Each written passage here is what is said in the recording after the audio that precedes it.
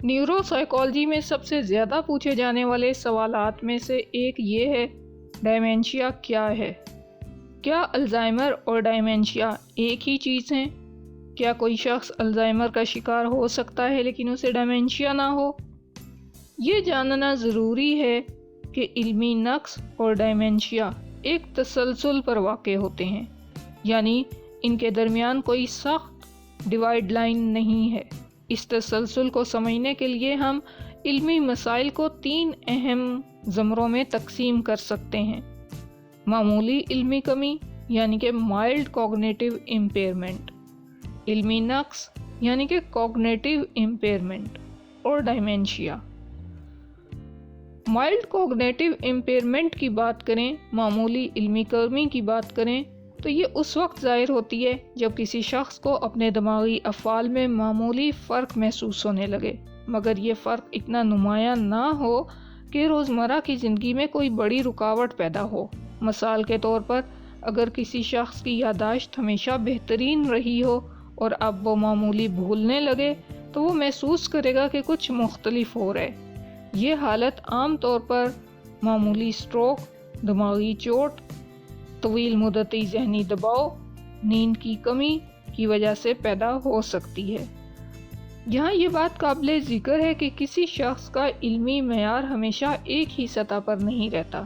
اگر کسی شخص کی ذہنی کارکردگی ہمیشہ اوسط رہی ہو تو معمولی علمی کمی کوئی تشویش کی بات نہیں، لیکن اگر کوئی شخص ہمیشہ ذہنی طور پر بہترین کارکردگی کا مظاہرہ کرتا رہا ہو اور اب اس میں کمی آ رہی ہو تو یہ فکر کی بات ہو سکتی ہے۔ کوگنیٹیو امپیئرمنٹ کی بات کریں تو یہ وہ حالت ہے جب کسی شخص کی دماغی صلاحیتیں نمایاں طور پر متاثر ہونے لگیں اور اس کے روزمرہ کے معمولات پر اثر انداز ہوں۔ اس کی علامات کی بات کریں تو یادداشت کی کمی، توجہ مرکوز کرنے میں دشواری، فیصلہ سازی میں مشکلات، الفاظ یاد رکھنے میں دقت، وقت یا جگہ کے بارے میں الجھن پائی جاتی ہیں۔ علمی نقص کی وجوہات مختلف ہو سکتی ہیں۔ کوگنیٹیو امپیئرمنٹ کی وجوہات مختلف ہو سکتی ہیں، جیسے الزائمر، پارکنسنز ڈیزیز، دماغی چوٹ، شوگر اور ہائی بلڈ پریشر وغیرہ کی کمپلیکیشنز۔ اب تیسری ٹائپ دیکھیں تو ڈیمینشیا کی ہے۔ ڈیمینشیا ایک وسیع اصطلاح ہے۔ یہ ایک براڈ ٹرم ہے جو دماغی بیماریوں کے ایک گروپ کو ظاہر کرتی ہے جو یادداشت، سوچنے اور فیصلہ سازی کی صلاحیت کو متاثر کرتی ہیں۔ ڈیمینشیا ایک ذہنی مرض ہے جو آج کے دور میں تیزی سے پھیل رہا ہے۔ یہ دماغی کمزوری اور اس کے ساتھ جڑے مسائل کا سبب بنتا ہے۔ کئی عوامل جیسے جینیٹکس، سٹریس یا کچھ دیگر بیماریوں کی وجہ سے دماغ کے کچھ حصے سکڑنا شروع ہو جاتے ہیں، خاص طور پر ہپوکیمپس کا حصہ جو یادداشت سے جڑا ہوا ہے۔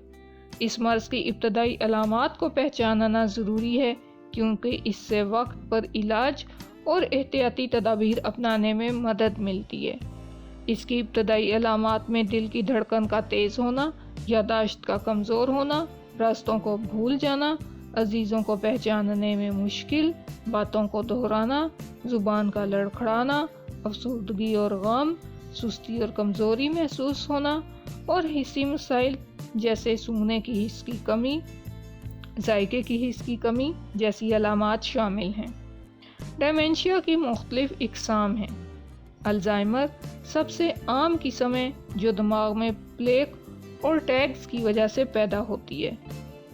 ویسکولر ڈیمینشیا دماغ میں خون کی روانی میں کمی کی وجہ سے ہوتا ہے۔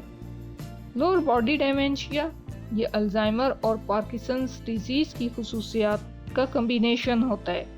فرنٹو ٹیمپورل ڈیمینشیا یہ دماغ کے فرنٹل اور ٹیمپورل لوبس کو متاثر کرتا ہے جس سے رویے اور زبان پر اثر پڑتا ہے۔ ڈیمینشیا کی تشخیص کیسے کی جاتی ہے؟ تو ڈیمینشیا کی تشخیص، اس کی درست تشخیص کے لیے نیورو سائیکولوجیکل ٹیسٹ کیے جاتے ہیں۔ دماغی صلاحیتوں کی جانچ کے لیے مختلف ٹیسٹ کیے جاتے ہیں۔ MRI اور CT اسکین کیا جاتا ہے۔ دماغی تبدیلیوں کو دیکھنے کے لیے یہ امیجنگ ٹیسٹ کیے جاتے ہیں۔ خون کے ٹیسٹ کیے جاتے ہیں جن میں دیگر بیماریوں جیسے تھائرائیڈ یا وٹامن B12 کی ڈیفیشنسی وغیرہ کا پتہ لگایا جاتا ہے۔ بدقسمتی سے ڈیمنشیا کے لیے کوئی مکمل علاج موجود نہیں، لیکن یادداشت بڑھانے والی دوائیں اور طرز زندگی میں تبدیلیاں اس کی شدت کو کم کر سکتی ہیں۔ ڈیمنشیا کو ختم تو نہیں کیا جا سکتا، لیکن اس کو کنٹرول کیا جا سکتا ہے۔ ڈیمنشیا کا علاج صرف دواؤں تک محدود نہیں ہوتا، بلکہ غذائی تبدیلیاں بھی اس میں اہم کردار ادا کرتی ہیں۔ ہیپوکیمپس کے سکڑنے کو روکنے کے لیے وٹامن B1 یعنی کہ تھیامین کی کمی کو پورا کرنا ضروری ہے۔ اس کے لیے آپ کو کاربوہائیڈریٹس اور شوگر کی مقدار کم کرنی چاہیے اور غذائی خمیر کا استعمال کرنا چاہیے، یسٹ کا استعمال کرنا چاہیے۔ اس کے علاوہ سبزیوں جیسے گاجر، ٹماٹر اور بروکلی کا استعمال دماغ کی صحت کے لیے فائدہ مند ثابت ہوتا ہے۔ جسمانی سرگرمیاں اور ورزش نیند کے معیار کو بہتر بنانا، دماغی سرگرمیوں میں مشغول رہنا، پزلز حل کرنا، کتابیں پڑھنا، اس طرح کی ہیلدی ایکٹیویٹیز میں انوالو رہنا دماغی صحت کو بہتر بناتا ہے۔ اگر ہم غذاؤں کی بات کریں تو زیتون کا تیل دماغی کمزوری کے خطرے کو کم کرتا ہے۔ گری دار میوے اینٹی کینسر خصوصیات رکھتے ہیں اور دماغ کی صحت کے لیے مفید ہیں۔ مچھلی اومیگا 3 فیٹی ایسڈ سے بھرپور ہوتی ہے اور دماغی صحت کے لیے بہت ضروری ہے۔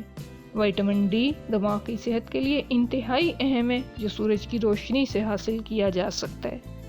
ورزش اور زیادہ پانی پینا دماغی صحت کو بہتر بناتا ہے۔ ورزش سے دماغ میں آکسیجن کی مقدار بڑھتی ہے، جو کہ دماغی کمزوری کو روکنے میں مددگار ثابت ہوتی ہے۔ تو احتیاطی تدابیر کی اگر ہم بات کریں تو زیادہ کاربز اور شوگر کا استعمال کم کریں، زیادہ چکنائی والی غذائیں اور فروزن فوڈ سے پرہیز کریں، زیادہ نمک اور کیفین کا استعمال کم کریں۔ اگر آپ کسی ایسے شخص کی دیکھ بھال کر رہے ہیں جو ڈیمنشیا کا شکار ہے تو ان کی روزمرہ کی زندگی میں معاونت فراہم کریں، ان کے جذبات کا احترام کریں اور صبر کا مظاہرہ کریں، سادہ اور واضح زبان میں بات کریں، ان کی حفاظت کا خاص خیال رکھیں، خاص طور پر ڈرائیونگ کے معاملے میں۔ دماغی صحت کی دیکھ بھال میں ایک اہم پہلو یہ ہے کہ ہم کس طرح کے الفاظ استعمال کرتے ہیں، خاص طور پر جب بات دماغی بیماریوں جیسے کہ ڈیمنشیا کی ہو۔ ہمارے الفاظ نہ صرف ہماری سوچ کو شکل دیتے ہیں، بلکہ یہ دوسروں کے بارے میں ہماری رائے اور رویوں کو بھی متاثر کرتے ہیں۔ جب ہم ڈیمنشیا جیسی دماغی بیماریوں کا ذکر کرتے ہیں تو ہمیں اپنے الفاظ پر نظر ثانی کرنے کی ضرورت ہوتی ہے، کیونکہ یہ الفاظ اس بیماری سے متاثرہ افراد پر منفی اثرات مرتب کرتے ہیں۔ ڈیمنشیا کے بارے میں بات کرتے وقت ہم اکثر منفی الفاظ کا استعمال کرتے ہیں، جیسے کہ ڈیمنشیا کا شکار، الزائمر کے مریض یا ڈیمنشیا کے مریض۔ ہم ان کی دماغی حالت کو ان کی بیماری کا ٹیگ بنا دیتے ہیں اور ان کو اپنے آپ سے الگ تھلگ کر دیتے ہیں۔ اس طرح سے کرنے کی بجائے ہمیں ان کے اندر موجود صلاحیتوں اور طاقتوں کو سمجھنے کی کوشش کرنی چاہیے۔ سینائل ڈیمنشیا کا لفظ تبدیل کرنے کی ضرورت ہے، کیونکہ یہ لفظ تاثر دیتا ہے کہ ذہنی تبدیلی یا کمی عمر رسیدگی کا حصہ ہے، اور یہ کہ نوجوان افراد میں ڈیمنشیا نہیں ہو سکتا۔ لیکن حقیقت یہ ہے کہ بہت سے لوگ 60 سال کی عمر سے پہلے ہی دماغی بیماریوں کا شکار ہو جاتے ہیں۔ سینیلٹی ایک منفی تاثر پیدا کرتا ہے جو کہ نہ صرف عمر رسیدگی بلکہ دماغی بیماری کے بارے میں بھی غلط مفروضوں کو جنم دیتا ہے۔ دماغی بیماریوں کا اثر ہر شخص پر مختلف ہوتا ہے۔ بعض افراد میں بیماری کی ابتدا میں ذہنی تبدیلیاں کم ہوتی ہیں اور بعض میں زیادہ، لیکن ہم اکثر یہ خیال رکھتے ہیں کہ ڈیمنشیا ہمیشہ ایک سنگین اور پیچیدہ حالت ہے، لیکن ہمیں یہ سمجھنا ہوگا کہ دماغی بیماری مختلف ہوتی ہے اور ہر شخص کا تجربہ منفرد ہوتا ہے۔ ہمیں اپنے زبان کے استعمال میں تبدیلی لانے کی ضرورت ہے تاکہ ہم ڈیمنشیا یا دماغی بیماریوں سے متاثرہ افراد کو انسانیت کے لیول پر دیکھ سکیں۔ الفاظ کا انتخاب یہ فیصلہ کرتا ہے کہ ہم ان افراد کو کس طرح دیکھتے ہیں اور ان کے ساتھ کس طرح برتاؤ کرتے ہیں۔ ڈیمنشیا جیسے الفاظ کی بجائے ہمیں ان افراد کے ساتھ زیادہ حساس اور انسانیت کی بنیاد پر بات کرنی چاہیے۔ تو کوگنیٹو امپیئرمنٹ یعنی کہ علمی نقص اور ڈیمنشیا دو مختلف مگر باہم جڑے ہوئے مسائل ہیں۔ معمولی علمی کمی ہر شخص کو ہو سکتی ہے، لیکن جب یہ شدید ہو جائے اور روزمرہ زندگی پر اثر ڈالے تو یہ ڈیمنشیا کی شکل اختیار کر سکتی ہے۔ اس کی جلد تشخیص اور درست دیکھ بھال مریض کی زندگی کے معیار کو بہتر بنا سکتی ہے۔ اگر آپ کو لگتا ہے کہ آپ یا آپ کا کوئی عزیز کوگنیٹو امپیئرمنٹ یا ڈیمنشیا کا شکار ہو سکتا ہے تو جلد از جلد صحت کے ماہر سے رابطہ کریں تاکہ صحیح تشخیص اور علاج ممکن ہو سکے۔